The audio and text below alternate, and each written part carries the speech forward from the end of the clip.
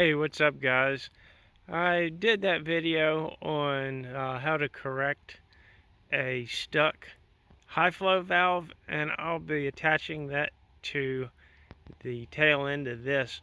I wanted to show you guys something cool. A while back, Rustlin told me that they were going to make these. Now, I will say it is not their idea. Daisy was making these for a while. He tells me that they're not making them anymore. And what it is it's a pop-up target. You put one of these targets right there, and this is spring-loaded. So you press that down, and it catches, and you put your can in there, and you shoot the target, and it releases, throws the can up in the air to shoot. Now, I was really excited about this when he told me that they were going to be making these. I actually didn't even know that anybody else was making them. And he explained to me, yeah, well, we're not even going to be offering it to the U.S. market. So I was like, well, bummer. I said, well, can I buy one? He said, I'll give you one. I was like, no kidding. He's like, yeah, you can have one. So I bought some other stuff from him, and he ended up sending me two. And I was like, hey, what's the deal with this? Why'd you send me two? And he said, well, you can sell the other one, and if you can't find a buyer for it, you can just have it. So inside this is the other one. And so basically, these are the only two of these in the States, and that will be in the States. I just wanted to let you guys know that I have another one for your consideration. Just hit me up at this email if you want it, and I'll be glad to get it on its way. Now, be mindful that these did come all the way from Russia, and it is a couple of chunks of rebar with a heavy can on there, so the ends of this are kind of dented up a little bit. Nothing on the bottom of that yet, but who's to say what will happen to it by the time it gets to you. Anyway, yeah, if I can find the video that he sent me, I will attach a link to that in the description below. But I don't think these things really took off here because they were marketed for kids and for BB guns, I guess. But you really need at least a semi-auto for these, and you definitely need to be aware of your surroundings when you're shooting it. It says it'll shoot it up to, I can't remember, 3 meters. So I don't know if that's a full can. That spring feels pretty stout, but you definitely need to know what is behind you and any possible firing direction that you're going to be in when you use these. Anyway, I think that this would be perfect to use with a Blackbird or a replica, or hopefully one day a Freebird. So that's that. Just hit me up if you want it. And here is the video on the high flow valve later. Hey, what's up, guys? This is one of the magazines with a high flow valve that the valve got stuck, and I'll show you exactly why that happened, and if this ever happens to you, how to correct it. I just got it out of the box. It was sent back to me, and I removed the valve, and it was stuck in there. I actually had to I tried pulling on it after I took the valve seat off. I tried pulling on it with needle nose pliers. Most of the time that is all you need, but with this one I had to find, it was stuck in there like so. So I had to find a drill bit, just something that I could get through where the BBs come out. So this sits in there like that. So I found a drill bit that would fit inside that hole, and I just tapped it out. You see that ridge on there? That's from slamming into BBs. And that ridge will form on the bottom, on the bottom of the valve. So it sits in there with that dimple facing down, with that burr facing down. And with factory valves, they bend in such a way whereas they don't create an issue and they don't tend to get stuck. But these high flow valves, these chrome steel 4-hole high flow valves, tend to flare out when it slams into a BB. So what we're going to do is chuck this up in the lathe and manually rotate it around to where I can just file that burr down, and then I'm going to put a slightly sharper angle on this, more of an angle, more like a 45-degree angle bevel on the edge of it, and most of the time that fixes the problem. With Brandon's, what happened was I tried shortening the valve and it worked fine here, but as soon as he got it, it did not work fine. It actually blew the valve seal out in front of the valve stem. And I think his gun was such an issue. I think that there were several small things that just coincided to really give it a fit. But I'll show you what we're going to do with this one. Okay, we've got it chucked in the lathe. Our burr is up here, and this is just so I can hold onto it better for the most part, because what we're going to do first is just turn this and just remove the burr. And we're removing the burr so it doesn't get wedged inside the valve body anymore.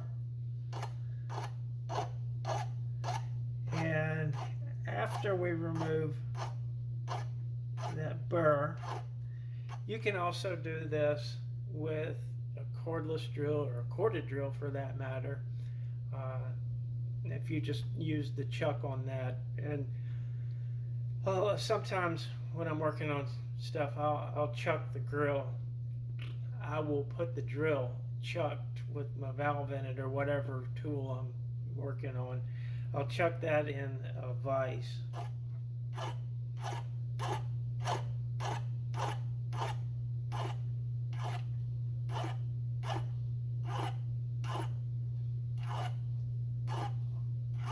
And if we were to just try to go ahead and put that bevel on here without removing that burr first, it wouldn't turn out right. So we're just going to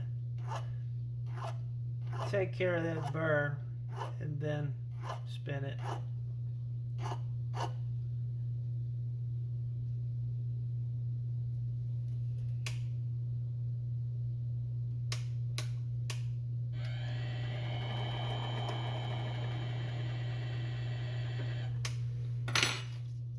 Gonna see if I can get it centered a little bit more better.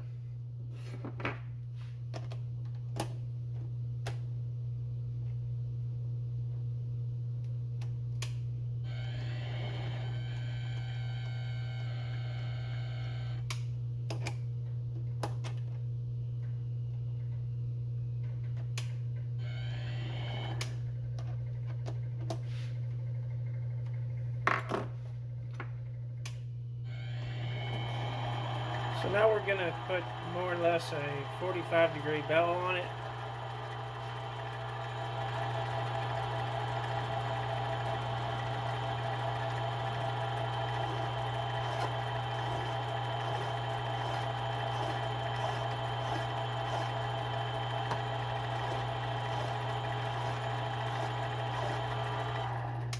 We're not looking to really get rid of any of the length.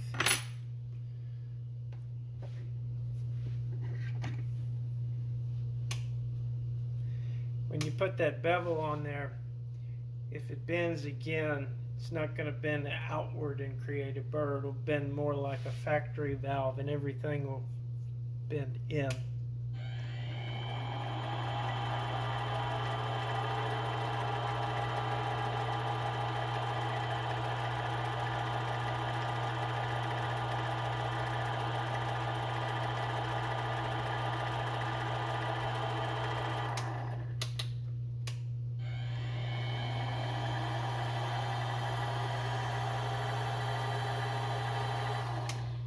This is also a good time to polish the valve.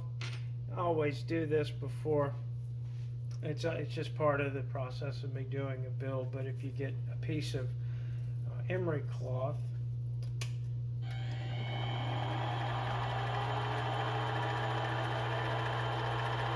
a 1000 grit is pretty coarse to start off with. I think this is 1000 grit, but it's well worn.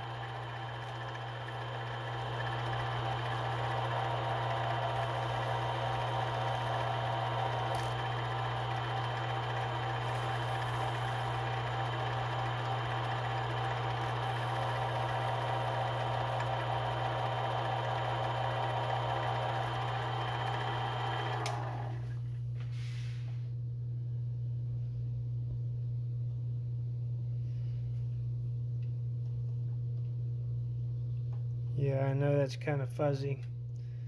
We'll see if we can get a better angle on it.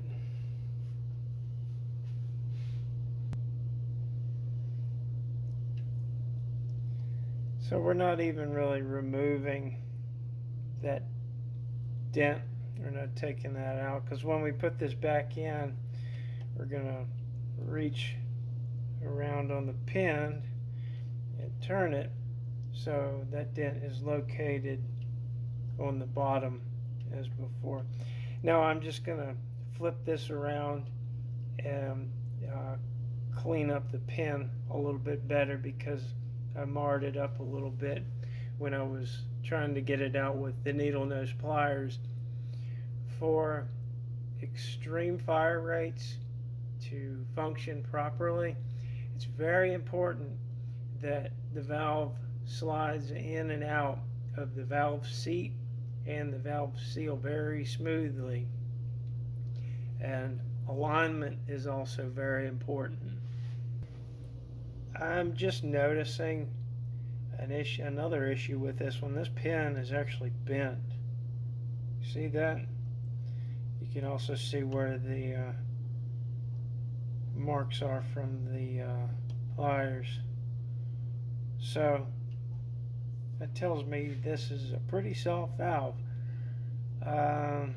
Should I even mess with this one? I'll see how far we can straighten it out.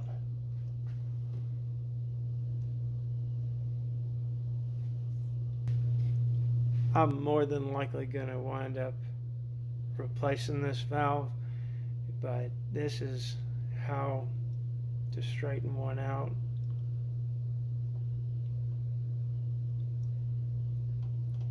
You just find the high side.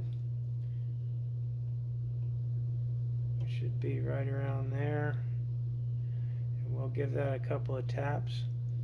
We're not starting off on the end, because the end is kind of buggered up. Well, what I want to do is get it fairly centered around the center of the pin, and then we will hit it with some emery cloth and then move our instrument to the end of the pin.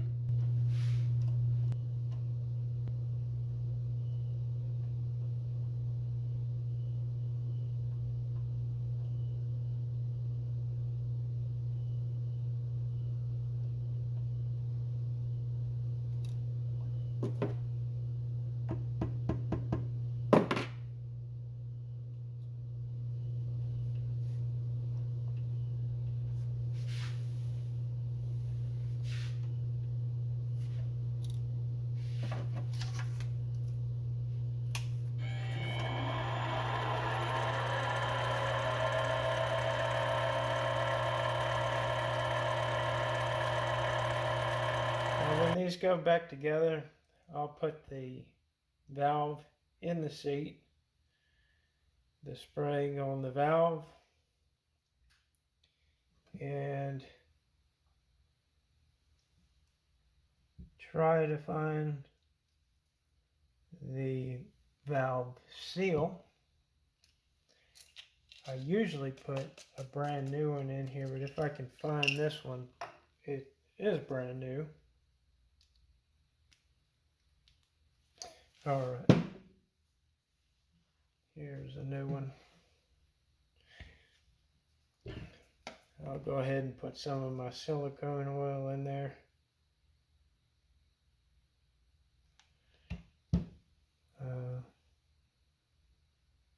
There it is. There's the old one. The seal, and I'll flip it over a couple of times, get it good and coated with that oil. And then this metal washer, I don't really think it matters which way you put it in. You can see how it was manufactured. One side's rougher from where it was stamped out. If you're having a hard time getting the valve back in, you can have it with a rounded side pointing back towards you like this. And then this part can be really frustrating, but a couple of tips to help you. Just go ahead and get it in there. Then you can look in here and then just press on it, you know, watching, making sure that you can see the hole that it's got to go through.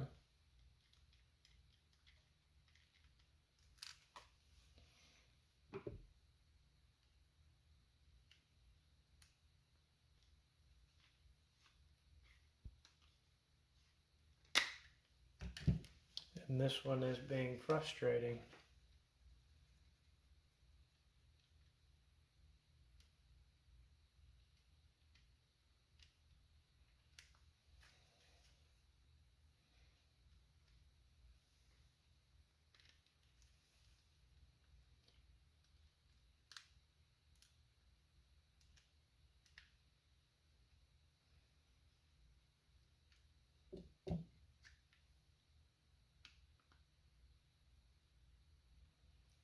Now you guys with this recent batch of replicas, you got a valve wrench. Now that is not in there right. If it's hard going in there, don't force it because you'll mess the valve up. But you guys got a valve wrench. This is what I use, just a slotted screwdriver with a cutout on it.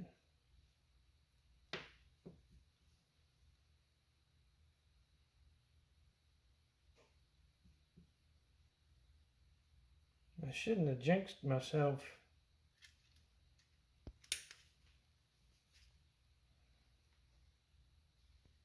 There we go. And I like to put a little dab of silicone oil on that rear seal. As I screw it in, it works its way around.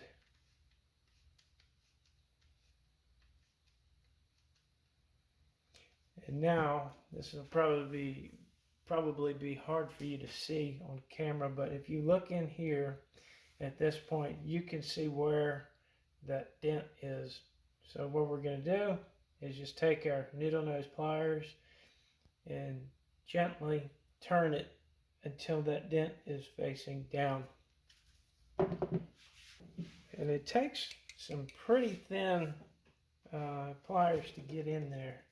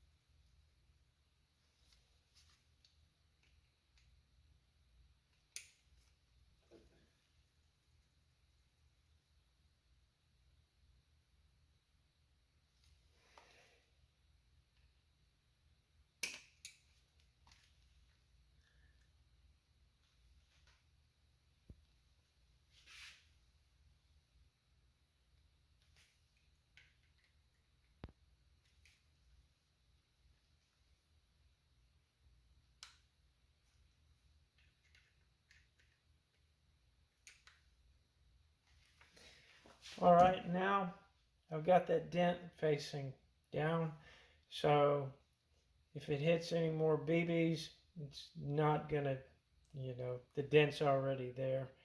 And because we beveled the edge of it, we're not gonna have any more issues of it flaring out and getting stuck inside the valve body.